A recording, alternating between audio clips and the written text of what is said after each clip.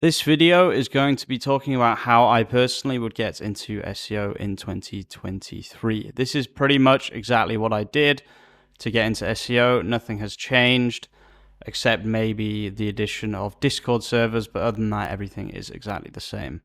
So the first thing you need to do is you need to refine your offer. Remember that you are learning and you are therefore cheaper, and you are also willing to work harder because part of the deal is that you are learning from the person who is paying for you. What does that mean? You need to find someone who already knows about SEO. This is exactly what I did to get into this business. I specifically found someone on Upwork, but any of these things in this list will help you find your first client. Once you've got your first client, then that is when you can start to work on your skills. My first client, I was making huge mistakes. Like I even deleted a few pages because I just didn't understand SEO whatsoever at that time. But as long as they're a decent person, they'll understand that you're going to make some mistakes because you are brand new to this. So the first stage is to refine your offer. Think about what you can offer someone. The second part of this is to choose which branch of SEO you want to go into. You could add another one here. I will add another one here, which is e-commerce SEO. Any of these are good. I personally would recommend on-page SEO because it's the easiest by far. If you want to create backlinks for people, you can do off-page, or if you're in an area with a lot of services, like if I was in LA or somewhere like that, I would probably be doing local SEO. But because I kind of just like to write blogs, and that's what I've always done, I'm in on-page / e-commerce SEO. So you can mix and match this. For example, you could do on-page and off-page SEO fairly easily. You could create backlinks for people while also creating content for their website, that kind of thing. It's a mix and match. Let's say they also have a local business. You could do some local SEO for them as well. It all kind of links together as well. You could do all of these fairly easily. You could do local, off-page, on-page, and e-commerce SEO. But I would say when you're first starting out, just focus on one, and I would choose between local, off-page, or on-page, to be honest with you.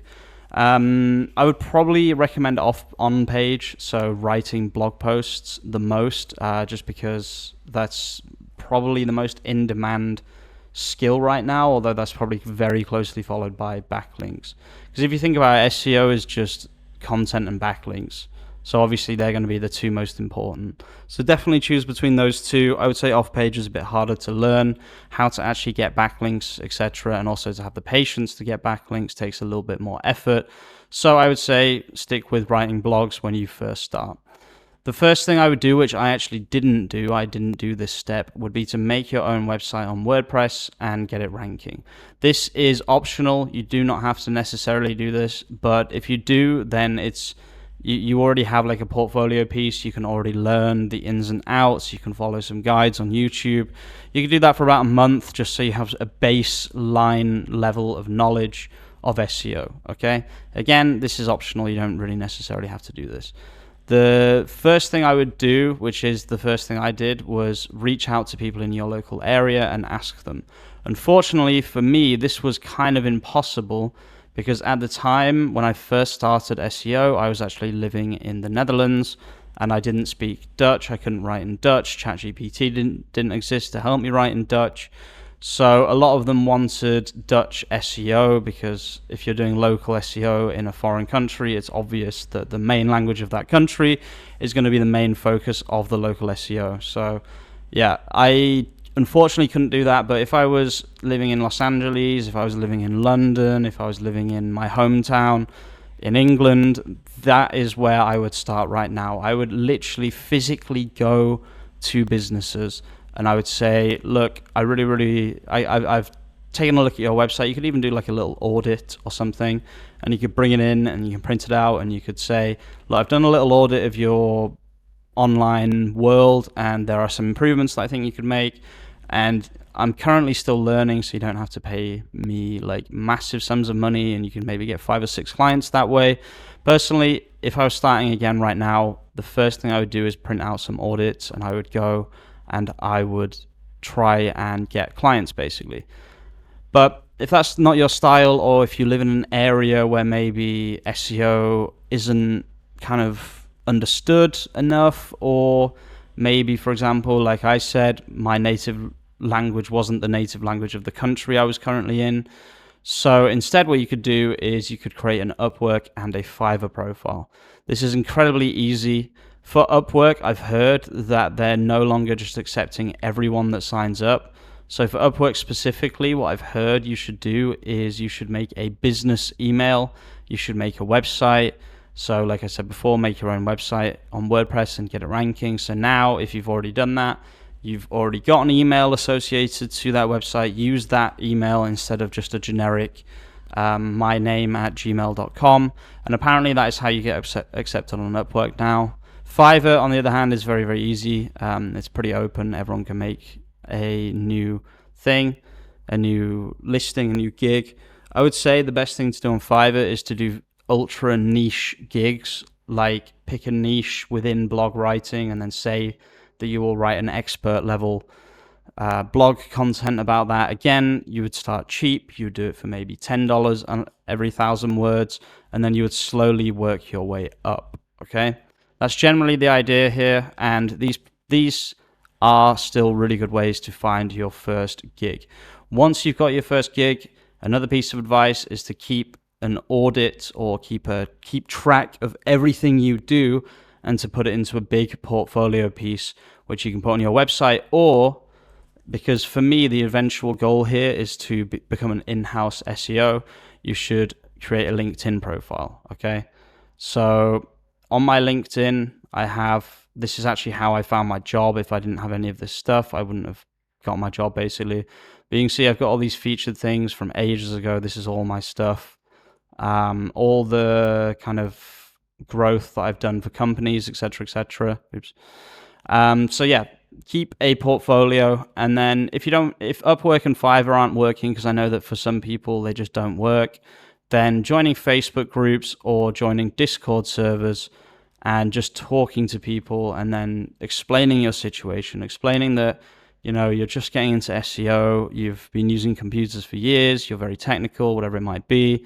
And that person is probably going to be interested in working with you because they know that they might get really, really lucky and you might be really, really good. And if you're not really, really good, then you are cheaper. So as long as you're willing to learn and to get better, then the kind of the risk reward is very worth it for people, which is why a lot of kind of 30, 40, 50-year-old business owners, they look specifically for those kinds of people, those younger people who are working, just getting started. They're showing that they're willing to work, etc. I've done this before. I had some kid contact me maybe a year or two ago. I gave him some writing work just because I appreciated how he reached out to me, and I could see that he was looking to learn this stuff. So I got him some pretty highly paid writing work, actually, and I taught him how to use Jasper to write that stuff as well. And then for me personally, what I would recommend is looking for in-house work. Now, this isn't necessary, and you could go down another route, which could be, for example, a digital marketing agency or just a content mill where you just create loads of content, or you just keep being a freelancer and you just keep taking on highly paid clients. However, I personally do not think freelancing is that good. I did not enjoy my time as a freelancer. People expect the world of you and they refuse to pay good money. So when you're starting off, not getting paid top dollar is completely fine. But after 6 or 7 years of experience, that's when you would really start to expect being paid more money. And to be honest with you, freelancing does not do that, because 99% of people who are on freelancing websites as clients are there because they want to spend less money. Let's just be open and honest about that. That's just a fact, okay? Content mill is a really, really good way to go, creating large scale content, especially with ChatGPT. But just be careful, because if you're producing all this content and it's not getting indexed on Google, you will lose clients. And yeah, it's just a risky way to do it, unless you do it well.